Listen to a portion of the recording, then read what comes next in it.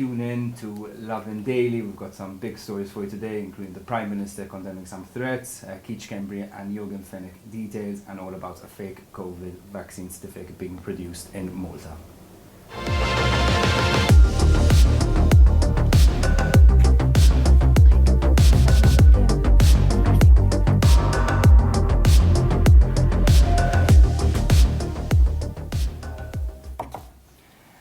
Hello, welcome everyone, good afternoon and welcome to another episode of Lovin Daily. I'm Julian Bonici, joining me today is Paula Kauki. Kif aħna, Julian? How was your day? Oh, very good, very good. Getting close to the weekend, so I always get a bit more. Manzi kena festa dil-ġimma, ma nixxingegru, so... Għalek jinħobbu Settembru jena, għandek ħafna holidays. Nibdew bl-ewwel storja, il-Prim Ministru Robert Abela ikkundanna l-attakki u t-teddit il-li rċieva Manuel DELIA, teddit għal-ħajtu u għal-familtu u li kawza tagħhom ħabbar illi ser ikollu jitlaq mill-pajjiż sabiex jipproteġi ħajtu. Dina għaljena ma kull min ikkundanna da t-teddit, żgur li m'għandhomx isiru fl-ebda ċirkustanza u għalħadd tajjeb li ngħidu li l-Prim Ministru talab il-Pulizija jinvestigaw bir-riżorsi kollha biex jaraw is-sors ta' dan it-teddit, però jidher li l-Pulizija kienu ġa bdew jinvestigaw sa mill-ewwel teddit li beda jirċievi Manuel DELIA, però s'issa jidher illi għadu ma nstabx l-oriġini s-sors ta' min qiegħed jibgħat dawn l-attakki. Yes, a very worrying story. MP and lawyer Jason Azzopardi even claimed that there are 3 others who have faced similar threats to Manuel DELIA. It's really positive, you know, seeing the Prime Minister, you know, step up and sort of condemn the attacks immediately. However, personally, I do just raise some concerns that this is all happening just a few months after the public inquiry into the assassination of Daphne Caruana Galizia, which really highlighted the safety of journalists and the work police need to do. You know, I just personally wonder whether police at this moment are personally, you know, capable with the resources they have to handle such crimes, and whether all the recommendations in the inquiry will be implemented. On to our next story, SCHEMBRI and YORGEN thought Adrian DELIA could be a useful asset in their plans, with the former OPM Chief of Staff assuring the Daphne Caruana Galizia murder suspect that as long as he was in power, DELIA would be protected and remain leader. So Lovin Malta spoke to some really well-informed sources who detailed how in January 2019, SCHEMBRI and FENECH were discussing potential weak points within the PN following the reveal that FENECH was the owner of 17 Black. That's a Dubai-based company linked to government corruption. The conversations were the latest in a long line of revelations showing attempts by FENECH to infiltrate the PN to guarantee its support. Other reported messages FENECH sent to a well-known businesswoman. FENECH even alleged that DELIA had once come to him to ask for funds. However, this claim has been vociferously denied by DELIA himself.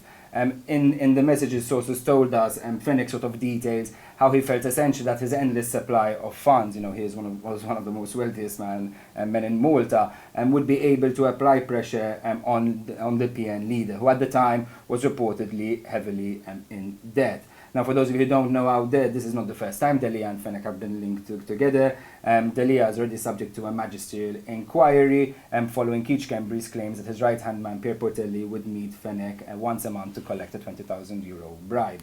I would just like to make a little point on Lovin Malta's end beyond the case itself. Adrian DELIA issued a post today, and I'd like to clarify some points. Lovin Malta is actually yet to receive an official notification of the libel filed by Adrian DELIA. We also reiterate the factual correctness of our story and stories, and will provide all the necessary evidence to courts when we're there. We also just want to reiterate that we're not deterred by any threats of libel, and will continue our obligation to keep the general public informed no matter the situation. Jiena minn dil-istorja ma nistax nifhem kif tnejn mill-iktar imħuħ intelligenti tal-pajjiż, se kulħadd jaqbel miegħi,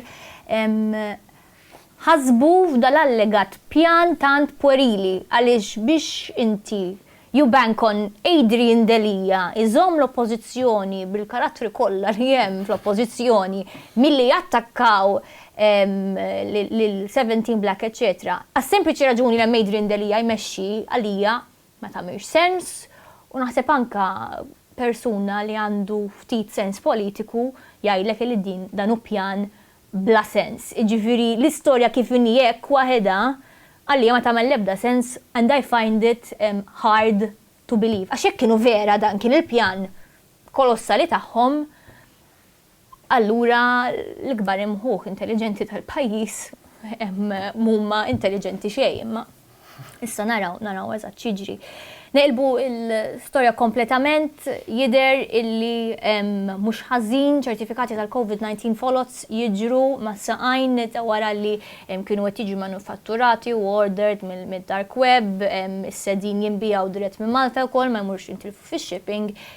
Guys, huwa importanti li kull event organizer, kull stabbiliment li jażel li jdaħħal biss persuni li huma vaccinati jiskanjaw iċ-ċertifikati bil-ċertifika vaċċin l-app li hemm online biex bekk inkunu ċerti li dak li jkun mhux qed jippreżenta karta forged imma li vera ċ-ċertifikat huwa linkjat mad-database tal-awtoritajiet tas-saħħa. Hekk biss nimmaġna li jistgħu daw iċ-ċertifikati naraw ikun mhix folots jew la. X'inkella jekk kulħadd jibda dieħel ċertifikat fals, allura dal-miżuri kollha Control Alt Delete u nerġgħu nibdew mill-bidu.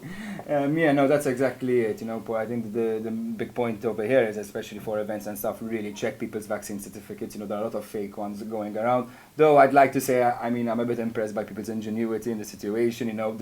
No matter how many vaccine mandates, regulations, coercive, measures that a government's going to implement, some people are simply going to always try find a way around the regulations. For those of you who don't know, actually the study revealed that it's actually costing €150 per pop, per certificate in Malta to buy. And also what they noticed really interestingly was the more these mandates were improved, the more were increased, the more certificates were actually being sold and appearing online. There's literally anything you want, from an NHS one to an EU one to an American one, they're all over there. On to our next story, it's all about the Malta-GOZO car tunnel plans. So recently, Prime Minister Roberta Bella revealed that he's soon going to table studies for the metro for public consultation, something we've been waiting for, for years now, to actually hear at least what the plan would be.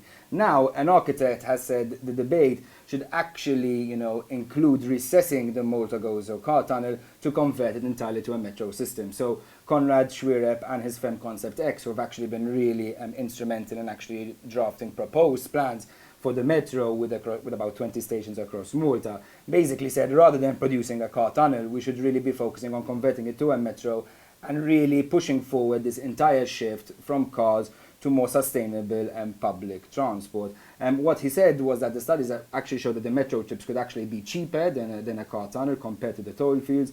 Obviously, that's something we can't confirm, at the moment. This is all still a proposal.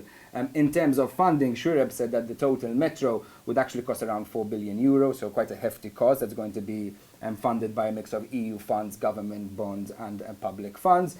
And said that public funds would amount to about €175 million per year. So a massive outlay, for a project that could take a really long time. I don't know about you, Paul. I'm really actually not personally sure on the metro plans themselves. Why I do think there is an important discussion to be made about switching our public transport system. I think a metro is just going to take so long, it's going to take so much money, when really we should be looking at more efficient quick time solutions like a bus rapid transit system that I know the government is sort of pursuing. Jiena nibża biss illi jekk ħanaqdu l-argument u l-idejat għal-metro ma l-argument u l-idejat ta' tunnel, id-diskussjoni seddum id-doppju għalli huma żewġ argumenti ultrasensittivi. Jien personalment qatt m'għandix opinjoni deċiża fuq l-metro lanqas it-tunnel għaliex s'issa l-pjanijiet huma tant high level illi ma tistax tara eżattament kif ħajimpattaw il-Malta ċittadin, eċetera, imma biss noqogħdu attenti nispera illi daw żewġ argumenti ma jinaqdux għaliex nistgħu qatt ma naraw l-ebda wieħed minnhom jirrealizzaw sakemm indumu ħajjin aħna. Ħanibqgħu nitkellmu fuq l-arċipelagu Malti ma ħamorru fuq Kemuna. Jidher illi fil-pjan tal-riġenerazzjoni tal-lukanda ta' Kemuna hemm il-ħsieb illi l-iżviluppatur ibih bungalows lil privat. Xi ħaġa li assolutament ma naqbilx magħha għaliex għas-sempliċi raġuni li jekk ikonna l-ewwel nett huwa diskriminazzjoni li Kemuna l-unika ġojjel li għandna mhux minsus għandu jkun ingawdu kulħadd u mhux biss min għandu l-flus li jibbidja għall bungalows. U t-tieni net għax noħolqu dik il-ħaġa li jgħidula preċedent illi years down the line it will bite us back. U tafu fejn, għaliex nafu ħafna ċirkostanzi fejn żviluppaturi użaw preċedenti bażwija tal-passat biex ħadu li ridu u żviluppaw. Ġifieri biex inkunu safe, naħseb li ma naqat naċċettaw din l-idea. Aħna tnaqilaw kias fuq dekċer u umbrella. Aħseb wara fuq bungalow, ġifieri.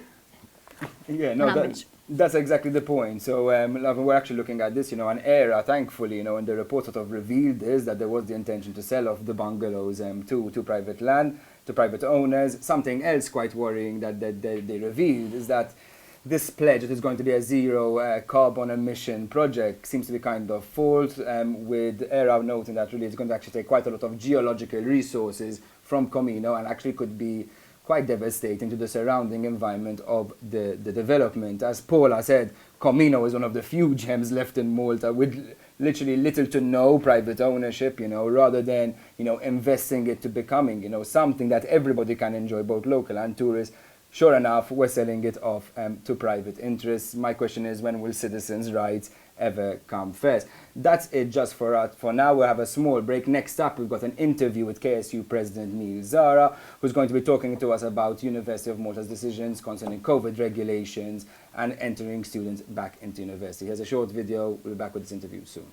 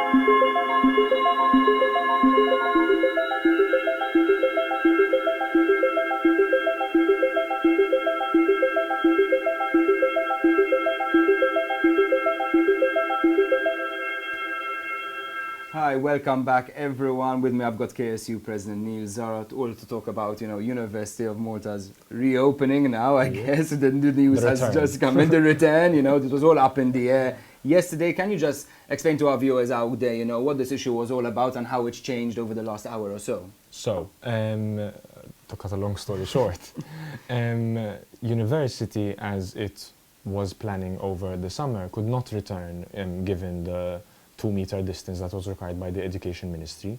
And so, with the changing guidelines, which was published only earlier this month, university could allow more students to return, given that 2 meters and 1 meter makes a huge difference for the university's resources.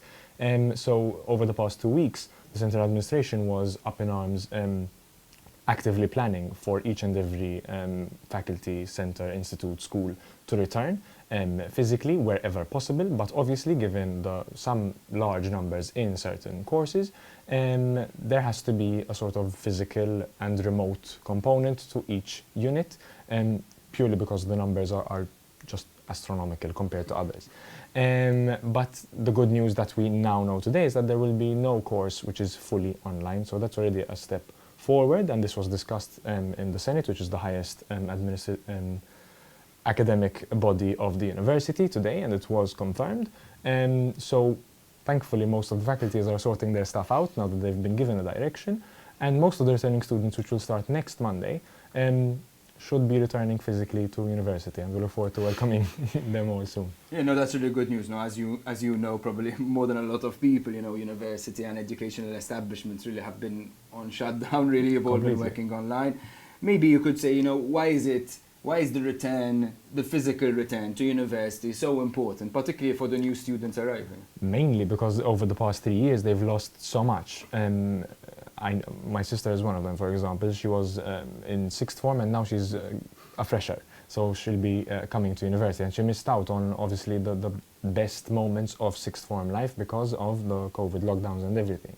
And like her, there's a whole generation. Same goes with those who are in their 1st year and 2nd year and now are going to their 3rd year, who only had 1 semester of university to experience in person, and the rest was just behind the screen in their bedroom. So it is a very good moment, and the news should have come earlier. So the delay and the anger at the delay is warranted, and it's inexcusable in this situation. But we'll take what you can get at this point. No, important to see the silver lining. Completely, you're going to be there and just in time for Freshers Week. So obviously that's probably the first big headache on your agenda, particularly with the regulations. What's that going to look like? It will be a different Freshers Week from normal. But again, what is normal? So we'll take it. There will be a lot of logistical hassle from our side to sort through, which we're sorting through now.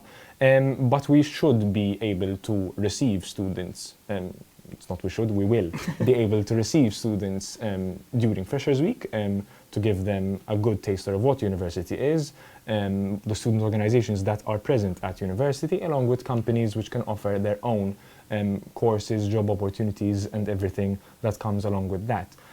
So we'll be launching more details about that in the coming days, given that it's just a week away. We'll also be launching our own app as KSU, which is essential for the use of KSU services, and along with that, it will also be essential for the KSU Freshers Week of 2021. So I encourage you to stay posted and to let us know if there are any issues, and obviously we look forward to seeing you there sometime very, very soon.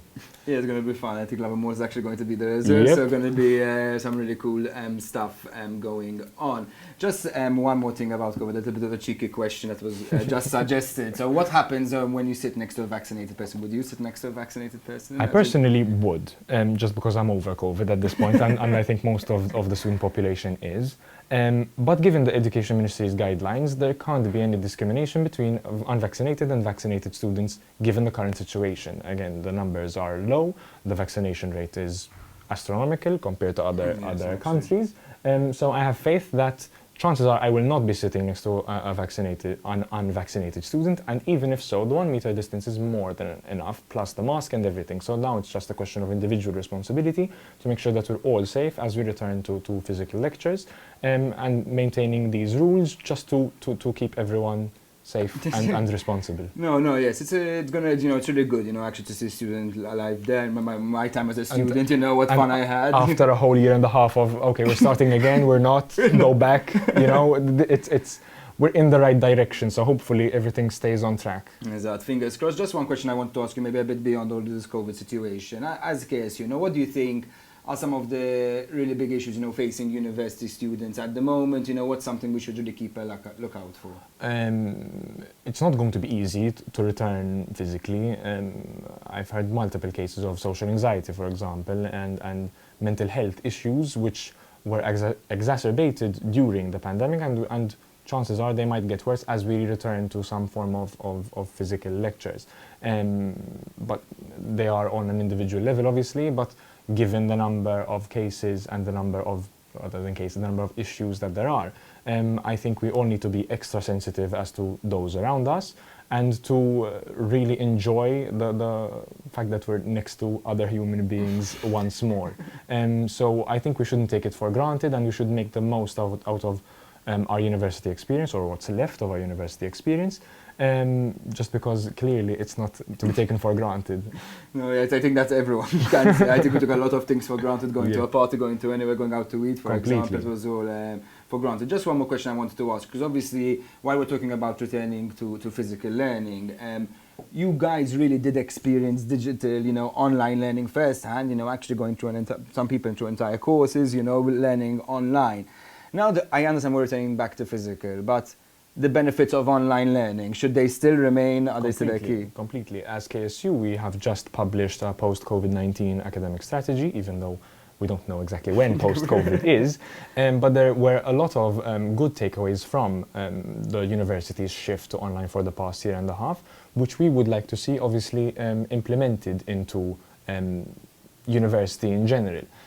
Given that it would be dumb not to learn from the good stuff that happened over the past year and a half, given the number of mistakes that were made. So it's good to take that into account, and so far so good in terms of the central administration being receptive to these points that obviously students raised. At the same time, we need to be cautious because it's all easy and well and good to have the digital side to make it easier or to lighten the load, but at the same time, university is university. The University of Malta is not an online university, and so there has to be sort of a limit as to how much there can be. Apart from that, there is the logistical issue.